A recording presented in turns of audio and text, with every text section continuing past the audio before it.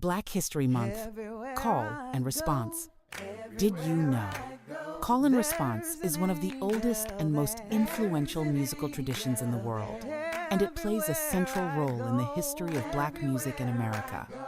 This structure emphasized community over individual performance, reinforcing shared identity and participation.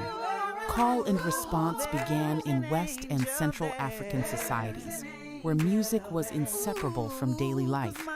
In America, call and response became foundational in Negro spirituals. A leader would line out a hymn. The congregation answered in song.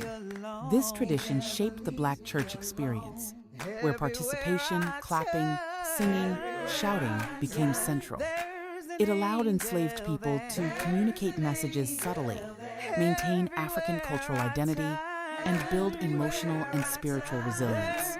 Call and response helped coordinate group labor in railroads, fields, and chain gangs. The rhythm regulated movement and made exhausting work more bearable. Responses often included coded language about escape, endurance, or protest. Later, after the Civil War, as blues music was developed, singers called, while the guitar or harmonica responded.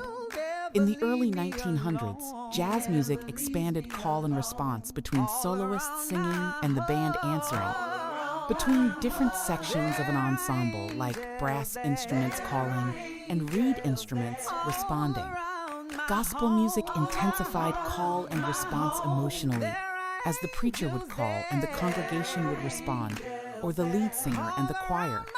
This carried into soul music, with artists like Aretha Franklin and James Brown, whose concerts depended on audience participation, and on into today's hip-hop revived call and response in new ways, where the DJs would call and the crowd would respond. It appears in rap hooks, chants, and live performances. Even modern pop and protest music continues the tradition. Call and response is more than a musical technique. It's a philosophy that values collective voice. It turns music into dialogue, and it ensures that the audience is never passive.